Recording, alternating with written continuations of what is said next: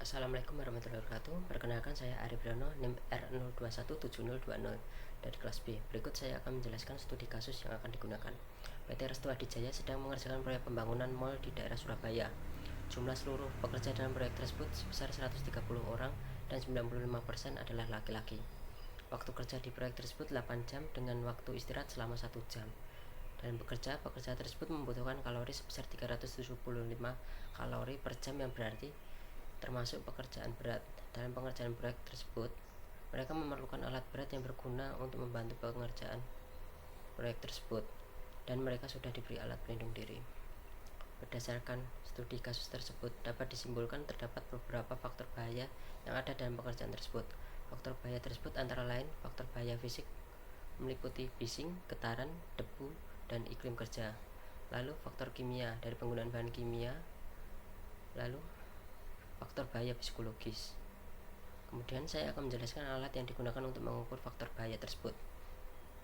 Untuk faktor bahaya fisik, yang pertama kebisingan menggunakan sound level meter, yang kedua getaran menggunakan vibration meter, yang ketiga kandungan debu menggunakan personal dust sampler, yang keempat iklim kerja menggunakan heat stress area. Untuk faktor kimia dilakukan dengan pengecekan sampel bahan kimia di lab. Sedangkan faktor psikologis pengukurannya menggunakan survei kuesioner. Dari semua faktor bahaya dan alat pengukur yang telah disebutkan, saya akan menjelaskan cara pengukuran iklim kerja menggunakan heat stress area. Sebelum melakukan pengukuran, ada beberapa hal yang harus diperhatikan.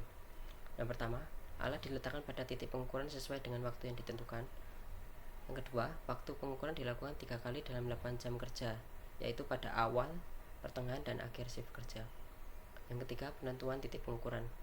Letak titik pengukuran ditentukan pada lokasi pekerja saat melakukan pekerjaan. Setelah itu, dilakukan pengukuran. Berikut langkah prosedurnya. Yang pertama, siapkan alat dan rangkai pada statif. Lalu, beri air pada weight sensor bar. Lalu, tekan tombol on. Kemudian biarkan 10 menit untuk kalibrasi. Setelah itu, pilih dalam satuan Celcius atau Fahrenheit. Kemudian tekan tombol WBGT in atau out sesuai dengan tempat yang akan diukur. Kemudian tekan tombol yang akan diukur, lalu perhatikan angka di display. Kemudian catat hasilnya. Jika sudah selesai, matikan alat dengan menekan tombol off. Dari hasil pengukuran kita dapat bandingkan hasilnya dengan NAB. Nilai ambang batas iklim kerja ISBB menurut Permenaker nomor 5 tahun 2018, yaitu untuk waktu kerja setiap jam sebesar 75 sampai 100%, maka suhu ISBB untuk beban kerja ringan 31 derajat Celcius. Untuk beban kerja sedang 28 derajat Celcius. Lalu yang kedua, untuk waktu kerja setiap jam sebesar 50 sampai 75%, maka suhu ISBB untuk beban kerja ringan 31 derajat Celcius, untuk beban kerja sedang 29 derajat Celcius, untuk beban kerja berat 27,5 derajat Celcius.